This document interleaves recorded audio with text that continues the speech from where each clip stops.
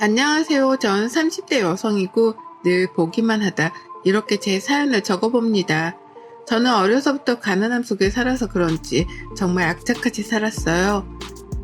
젊어서 놀면 뭐하냐 하는 마음에 회사 일이 끝나도 저녁에 알바를 하면서 늘 투잡 인생으로 살았습니다. 그렇게 일만 하면서 살다 보니까 돈을 쓸 일이 딱히 없었고 그 덕에 돈을 더 많이 벌고 많이 모을 수 있었어요. 제가 성인이 되어 회사 생활을 할 때는 집안 사정이 좋아지며 자리를 안정적으로 잡았지만 전 늘 집이 없는 서러움을 겪으면서 살아서 그런지 내 집 마련이라는 꿈을 꾸면서 남들보다 열심히 일했습니다. 이제 부모님도 알아서 잘 사시고 제 밑에 4살 어린 남동생만 자리를 제대로 잡으면 모든 게 완벽하겠다 할 때쯤 제 나이 30살에 드디어 내 집 마련을 했어요. 작은 돈을 무작정 모으기만 한 건 아니었고 재테크 공부도 하면서 작은 돈으로 어떻게 하면 더 많은 돈으로 불리면서 모을 수 있을까 그렇게 생각을 했죠. 수도권의 30평대 아파트를 제 명의로 계약하고 집으로 가던 날 온 가족이 절 기다리며 케이크에 맛있는 음식들을 한 상 차려두고 축하를 해줬습니다. 진짜 내 딸이지만 장하고 기특하다. 너 나이에 그렇게 집 사는 게 쉽지가 않은데 우리 딸은 더 큰 사람이 될 거다. 정말 고생했어. 혜진아 정말 고생했고 엄마랑 아빠가 못나서 네가 그렇게 이 악물고 산 건 아닌가 싶어서 속상하면서도 결과물이 이렇게 좋으니까 다행이지 싶다. 내 딸 수고했어. 아니야. 우리 집에 어려운 적이 없으면 오늘 이렇게 큰 기쁨도 누리지 못했을 거야. 난 그래서 현재 이 삶 정말 만족하고 행복하게 생각하고 있어. 고마워. 이게 다 엄마랑 아빠 덕분이야. 그렇게 온 가족이 둘러앉아 축하 파티도 하고 전 그 이후로도 돈도 열심히 벌고 모으면서 재테크도 열심히 한 결과 1.5룸 정도의 오피스텔 하나를 더 샀습니다. 아파트와 오피스텔 월세를 받으면서도 충분히 먹고 살 정도가 되었기에 투잡으로 하던 일을 그만두고 회사 일만 하면서 이제는 여유를 즐겼어요. 좋았습니다. 20대 내내 이 악물고 악착까지 산 결과로 남은 생은 정말 평온하게 보낼 수 있다는 게 참 행복하고 좋았어요. 여유가 생기니 연애를 할 때도 마음가짐이 달라졌습니다. 제가 금전적으로 안정이 되었고 여유가 있으니 상대가 꼭 여유가 있는 집이 아니라도 괜찮은 사람인 인성이 좋으며 합이 잘 맞으면 된다고 생각했고 그러던 중 남편을 만났어요. 홀어머니와 여동생과 살고 있다던 남편도 어려서 참 많은 고생을 하면서 살았고 그 말을 듣는데 공감이 되면서 너무 속이 상해서 서로를 위로하며 잘 만났죠. 결혼에 대해 슬슬 얘기가 오고 가게 되었고 남편과 함께 의논을 한 뒤 결혼하게 되었습니다. 결혼은 원래 제 아파트에서 살까 생각도 했지만 남편 회사가 너무 멀어서 집을 새로 구했어요. 사실 결혼할 때 서로 금전적인 부분을 모두 오픈하고 어떻게 할지 계획을 세웠는데 남편이 생각보다 모은 돈이 별로 없어서 조금 당황스럽긴 했습니다. 그치만 뭐 빚이 있는 건 아니고 제가 여유가 있었고 신용도도 좋은 편이라서 제 앞으로 이것저것 해가며 집도 구하고 살림살도 채우고 했죠. 결혼하고 보니 혼자 살게 된 신우가 조금 걱정스럽긴 했어요. 저희가 결혼 준비를 할 때 신우가 일 때문에 독립을 하게 되었고 남편도 나와 사니 얼떨결에 혼자 살게 되어서 얼마나 쓸쓸하고 외로울까 싶었죠. 자주까지는 아니어도 꼭 시간을 내서 주말에는 시댁에 가서 시간을 보내야겠다는 생각을 했습니다. 저희 집은 남동생도 있고 부모님 모두 다 같이 계시니까 그나마 괜찮았죠. 연애할 때는 모르던 부분들이 같이 살면서 하나씩 보이기 시작한다고들 하는데 정말 그랬습니다. 제 남편은 연애 때도 게임을 즐겨하는 걸 알고 있었지만 거의 중독 수준이었죠. 퇴근하면 밥도 컴퓨터 앞에서 먹으려고 하고 새벽 늦게까지 게임을 하다 출근을 했는데 그렇다 보니 매일 아침마다 피곤해져서 그렇게 살았어요. 이런 모습이 너무 꼴보기 싫어서 한 번은 뭐라고 했습니다. 여보, 게임 좀 적당히 즐길 수 없어? 지금은 무슨 중독 수준이야. 결혼은 같이 했는데 왜 내가 집안 살림을 다 해? 어머님은 당신 엄마니까 이해하고 그 말 없이 하셨을지 모르겠는데 난 당신 엄마가 아니야. 밥 해줬으면 고마우니 설거지라도 하는 신용이라도 하던가 빨래라도 돌리던가 쓰레기라도 버려주던가 해야지. 어떻게 내가 하나부터 열까지 다 하겠어? 내가 뭘 한다고 그래. 당신도 퇴근하고 나면 책 읽고 하고 싶은 거 하잖아. 나도 똑같은 거지. 내가 그렇다고 게임에 빠져서 돈을 안 벌어다 주는 것도 아닌데 뭐가 문제야? 대화의 핵심이 뭔지 이해를 못하겠어? 당신이 게임을 하든 취미생활을 즐기든 어디까지나 즐기는 수준으로 해야지. 당신 할 건 하면서 당신이 돈을 벌어다 주는 게 아니잖아. 나도 돈 벌고 있고 나도 쉬고 싶은데 집안 살림은 다 내가 하려고 하니까 얼마나 버겁겠어. 그거 뭐 얼마나 힘들다고 그래? 내 친구들 와이프들은 맞벌이해도 여자들이 살림 다 알아서 하던데? 그래? 내 친구 남편들도 살림 다 같이 해주던데? 이런 논리로 대화하면 끝도 없지 않겠어? 시끄럽고 같이 사는 집이고 결혼도 같이 한 거야. 적어도 밥 해주면 감사할 줄 알고 치익이라도 해. 이런 식으로 아무것도 안 하면 나도 아무것도 안 해? 저렇게까지 싸우려던 게 아닌데 말을 하면 할수록 답답한 마음에 선전포고를 했고, 저는 어차피 저렇게 질러버린 거 남편의 행동을 유심히 지켜봤어요. 남편의 게임 사랑은 끝을 몰랐고 괘씸한 마음에 저녁도 차려주지 않았습니다. 저 혼자 맛있는 거 해서 먹고 딱 1인분씩만 해서 유치하게 먹었죠. 밥도 일부러 여유분을 두지 않았어요. 배고프면 뭐든 알아서 다 차려 먹으라는 심보로 말이죠. 본인이 퇴근하고 오면 원래 밥을 개걸스럽게 퍼먹고 게임을 해야 하는데 밥은 없지, 배는 고프지, 게임은 뭐 들어가서 만나기로 한 시간이 있지 하니까 열이 받았는지 저에게 화를 내는 거예요. 아, 뭐해 진짜 당신 내 밥은 없어? 밥통에 밥도 없고 라면도 없고 뭐 먹으라고 네 것만 해서 지금 처먹는 거야? 뭐? 처먹어? 그래 내 것만 해서 처먹는데 왜 문제 있니? 너도 배고프면 네 거 해서 처먹어. 손이 없니 발이 없니? 스트레스 받으니까 말 걸지 마. 그렇자 남편은 방문도 일부러 쿵 세게 닫고 혼잣말로 중얼중얼 거리면서 욕도 하는 게 들렸어요. 솔직히 저런 모습을 처음 본 거라서 너무 충격받았고 기껏 밥을 해놓고 목에 넘어가지도 않아서 다 버린 후 방에 들어와서 쉬며 생각이 많아졌습니다. 제가 생각한 결혼 생활이라는 게 절대 이런 게 아닌데 저 사람 곁에서 더 행복해지려고 결혼을 했던 건데 왜 이렇게 불행해지고 있는 건지 싶었죠. 그 이후 남편과는 냉전의 시간을 가졌고 본인이 아쉬운 입장이니 마지못해 집에 와서 한 시간은 청소도 하고 쓰레기도 버리고 빨래도 개면서 집안일을 하더라고요. 아무 말 없이 하길래 저도 아무 말 없이 그때부터 저녁을 차려줬고 먹고 씻고 또 컴퓨터 앞에 앉아서 게임을 했지만 신경 쓰지 않았습니다. 본인이 할 일을 모두 다 마치고 게임을 하는 거고 새벽까지 해서 피곤하든 뭐든 그건 본인이 선택한 문제이니 제가 간섭할 부분이 아니었죠. 그러던 중 어느 날은 남편이 저보다 먼저 퇴근을 하고 와서는 스테이크에 파스타에 케이크까지 한 상을 차려둔 거예요. 정말 너무 깜짝 놀라서 어리둥절했고 꽃다발까지 줬습니다. 뭐야 이게 다? 아니 내가 당신이랑 싸운 동안 생각을 해봤는데 고작 게임 때문에 당신한테 너무 막말하고 상처 준 것 같아서 후회되고 창피하고 그러네. 미안해. 앞으로는 당신처럼 완벽하지 못해도 집안일도 같이 하도록 노력하고 그럴게. 그래 고마워. 그래서 이걸 다 준비한 거야? 나 요리 못하잖아. 그래서 사실 다 배달로 시키긴 했는데 그래도 옮겨 담으니까 감쪽같이.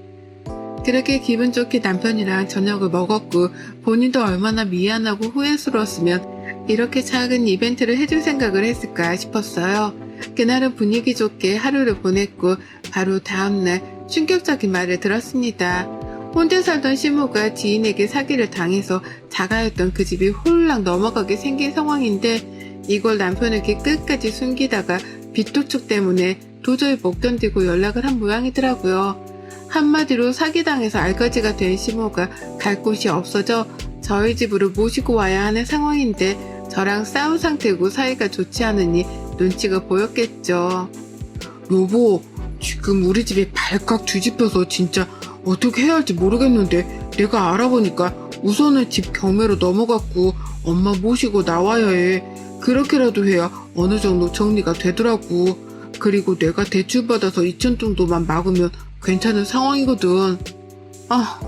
솔직히 당신도 알겠지만 어머님이랑 같이 사는 건 불편하고 걱정돼. 지금 당신도 이제 막 집안일 하기 시작했는데 어머님 계시면 분명 또 나태해질 거고 어머님도 안 하실 거고 오로지 내 몫인데 나 그거 감당할 자신도 없어. 차라리 작은 집이라도 구해드리고 당신이 월세 부담하던가 해. 난 더 이상 당신한테 실망하고 싶지도 않고 더 실망할 것도 없어. 여기서 더 실망하면 그땐 우리 관계까지 위태로울 것 같거든. 내가 이 관계를 지킬 수 있는 최선이니까 그건 어려울 것 같아. 월세 부담하는 걸 차라리 내가 도와줄 테니까 반반씩 내. 엄마 혼자 어떻게 작은 집에 살라고 해. 당신이 내 입장이 되어봐. 지금 저런 상황에 땡전 한 푼도 없이 다 무너졌을 텐데 원룸 하나 구해주고 여기서 사세요. 이게 되겠냐고. 누가 원룸이래. 투룸 정도 구하면 되잖아. 혼자 사시는데 투룸이면 괜찮지. 그리고 월세 부담도 같이 해준다는데 왜 무조건 집으로 모시려고 해. 그건 멀리 봐서도 너무 힘들어. 당신이야 상관없겠지만 내 입장을 생각해봐. 지금 너무 이기적이야 당신. 그래 좋아. 결국 내가 똑바로 행동하지 못하고 당신을 너무 실망시켜서 이런 일이 생긴 거니까 각서를 쓰자. 변호사 사무실 가서 확실하게 공증도 받고 어떤 조항을 넣어야 하는지도 물어봐서 법 효력이 있도록 그렇게 쓰자.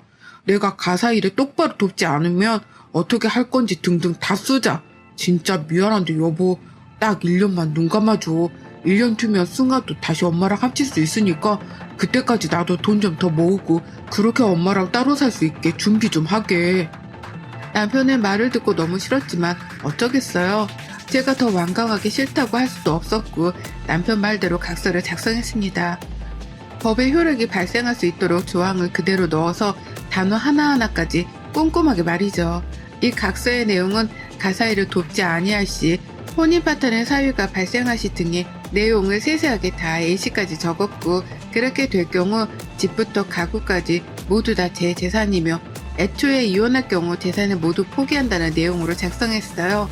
이혼을 하고 싶다고 생각한 적은 있지만 이혼할 생각까지는 아니었죠. 그래도 사람 일은 모르는 거고 본인 입으로 저렇게 말했으니 작성을 안 할 이유는 없다고 생각을 해서 그렇게 적었습니다. 그 후 원치 않았지만 시모는 집에 들어왔고 정말 다 팔고 버리고 옷만 가지고 왔어요. 시모는 한 일주일은 제 눈치를 보는 듯 했죠.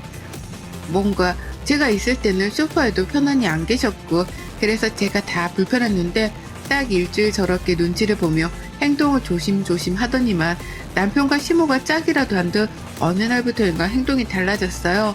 본인이 집에 있으면 밥이라도 한번 해줄 법도 한데 제가 와서 차릴 때까지 배고프다고 노래만 부르고 TV 앞에서 떠나질 않을 채 저를 기다렸죠. 밥을 급하게 차려서 먹이면 남편은 컴퓨터, 시모는 TV 앞으로 가버렸고 저 혼자 또 치우고 청소하는 삶이 시작되었습니다. 먹은 걸 치우지도 않고 본인들 입에 묻은 음식들도 닦지도 않고 정말 더럽고 짜증이 났어요.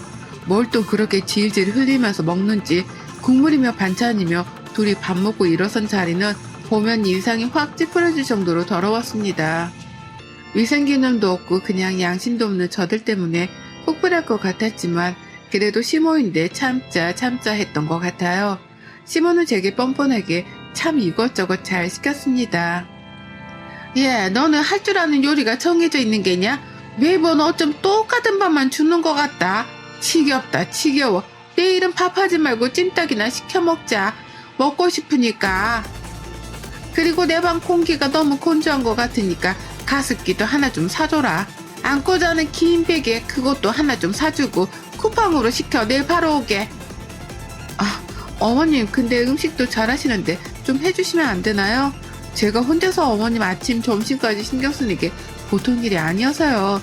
저보다 더 맛있게 하시고 메뉴도 다양하시니까 어머님은 밥 좀 해주시면 안 될까요? 안 돼. 며느리가 있는데 내가 왜 하니? 나라고 뭐 좋아서 했겠어? 내가 니들 밥 해먹을 거면 식당에 나가서 일을 하고 돈을 받지. 시모는 저런 식이었어요. 제가 대놓고 하라고 해도 싫어로 일관했고 본인이 필요한 건 바로바로 말을 했고 저더러 사라고 명령을 내렸죠. 남편에게 말을 하고 싶었는데 제가 남편이 게임하는 방에 가려고만 해도 귀신같이 시모가 얘 냅두라고 할 말 있으면 내 앞에서 하라며 완전 얘기할 시간을 주질 않아서 뭘 어떻게 할 수도 없었어요. 저만 답답해 죽던 중 친동생이랑 오랜만에 통화를 하는데 제가 울어버린 거죠. 너무 서럽고 힘들어서 동생은 이런 제 상황을 듣고는 불같이 화를 내며 말했어요. 누나가 왜 그러고 살아? 뭐가 모자르다고? 당장 이혼해. 매형 그렇게 안 봤는데 진짜 본인 엄마까지 모시고 와서 뭐 하는 거야? 그냥 그들 사이에서 누나가 가정부로 살고 있는 거잖아. 당장 이혼해? 이혼을 하는 게 정말 맞는 건지 솔직히 고민 중이야. 결혼한 지 1년도 안 된 지금 이 시점에 여태껏 너무 힘들기만 했었고 솔직한 심정으로는 시댁도 너무 완전히 무너지고 저걸 나도 같이 감당하게 될까봐 나 그것도 싫은데 너무 이기적인 것 같아서 참 마음이 복잡해. 그게 왜 이기적이야? 누나는 그 누구보다 행복하게 살 자격 있고 그래야만 해. 당장 이혼해. 어차피 누나 그 아파트 전세 계약도 곧 끝나잖아. 차라리 이혼하고 그 집 들어가서 편하게 살아. 누나 누릴 거 다 누리면서.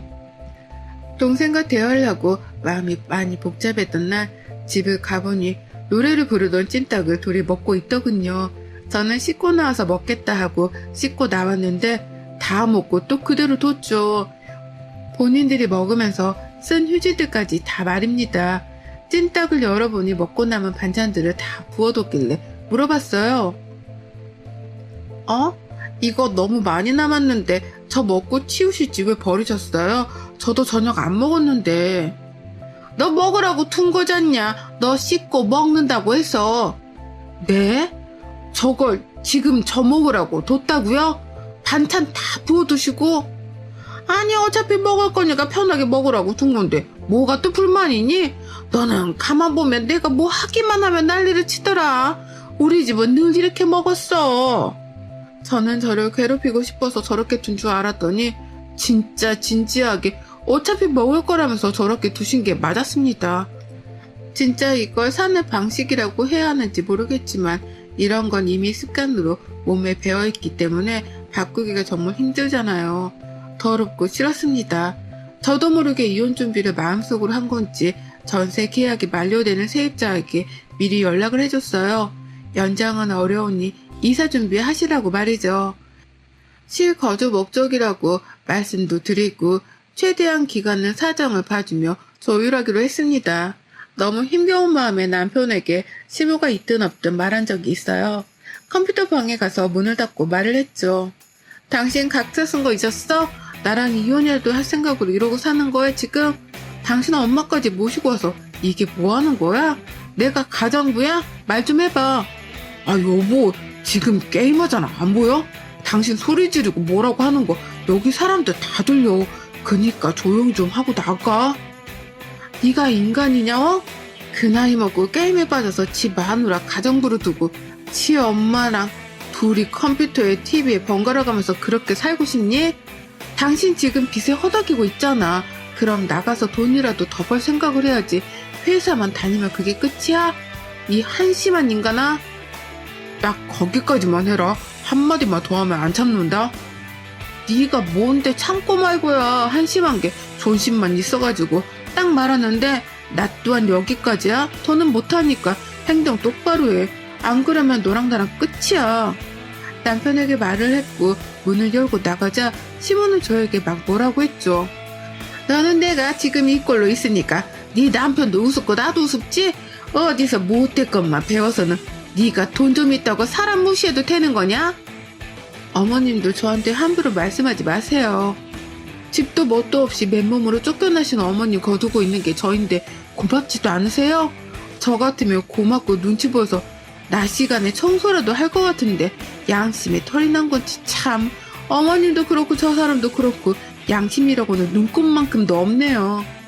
그렇게 시무랑도 대판 싸우고 아무것도 하기 싫은 상황에서 저는 마음을 추스리고 또 추스리면서 일상을 보냈습니다. 그러던 어느 날은 퇴근하고 왔는데 거실에 짐들이 가득 놓여있고 신우가 있는 거예요. 불길한 느낌이 물었습니다. 이게 다 뭐예요? 아가씨 왜 여기 있어요? 내가 오라고 했다. 얘가 좀 일이 있어서 월세를 몇 달이나 밀렸나봐. 그랬더니 글쎄 집주인이 인정머리도 없이 쫓아냈다고 하잖아.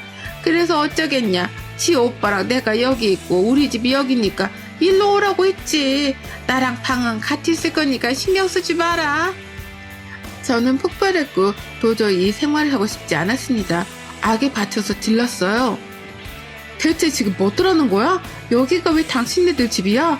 지금 내 집에서 니들끼리 기생충 촬영하냐? 염치가 없어도 세상에 정도가 있지. 식구들이 어쩜 하나같이 기생하려고만 들어? 적당히가 없어. 적당히가.